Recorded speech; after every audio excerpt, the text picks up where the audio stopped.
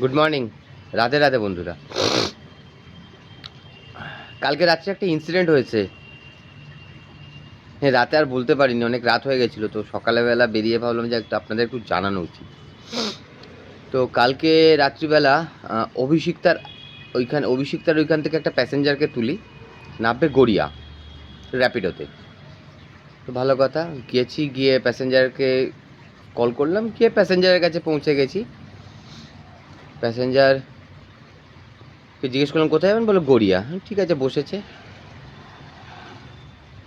এবার গাড়ি স্টার্ট করেছি, যাচ্ছি, বাইপাস হয়েই ফিরছি গড়িয়ার দিকে। তো প্রথমে একটা গাড্ডায় পড়েছে গাড়িটা।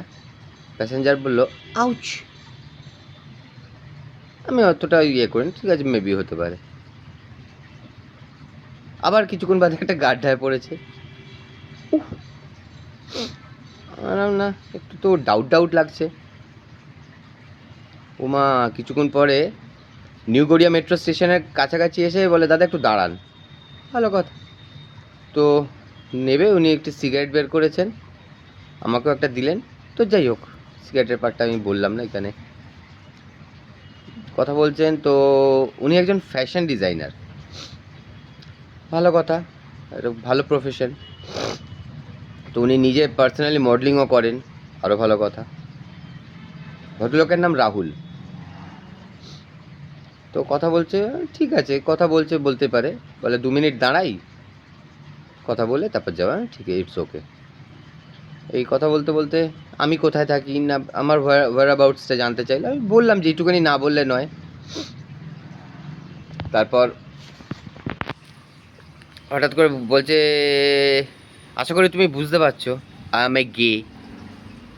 আমি শুনলাম, হ্যাঁ ইটস ওকে। এখন মাননীয় সুপ্রিম কোর্টও এই বিষয়টাকে মান্যতা দিয়েছে, সুতরাং এখানে আমার বলার কিছু নেই, আর এটা ব্যক্তিগত চয়েস। তো ঠিক আছে, আমার ব্যাপার না। হলো, শুনলাম কথাবার্তা। তারপরে প্রভোকেটিং কথাবার্তা বলা শুরু করেছে আমাকে। কি বলছে সেটা আমি আর বললাম না আপনাদেরকে।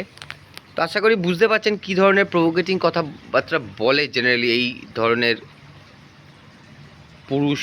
হ্যাঁ, পুরুষ। তো ভালো কথা।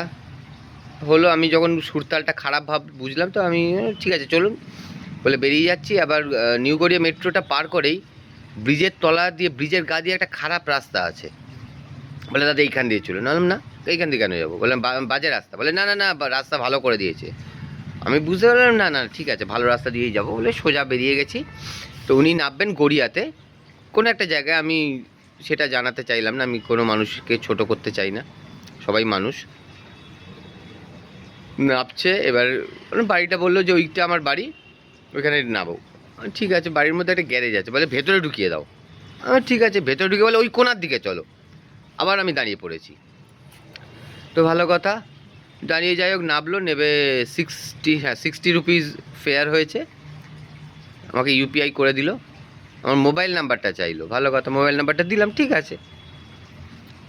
নিয়ে সঙ্গে সঙ্গে হোয়াটসঅ্যাপে আবার হাই লিখে পাঠালো। আবার রাত্রিবেলাকে আমি ব্লক করে দিয়েছি। তো এই হচ্ছে সিচুয়েশান। আপনারা খুব সাবধানে থাকবেন, খুব সাবধানে থাকবেন।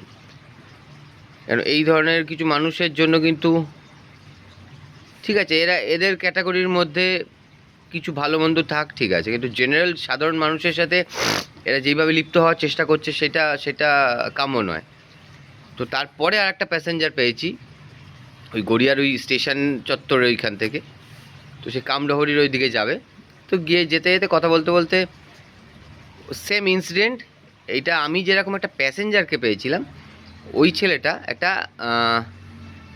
ওটা কী ছিল, সম্ভবত র্যাপিডো ছিল। হ্যাঁ, র্যাপিডো ছিল। র্যাপিডোতে এরকম একটা ড্রাইভার পেয়েছিল যে খারাপ কিছু মন্তব্য বা খারাপ কিছু কাজ করার চেষ্টা করেছিল।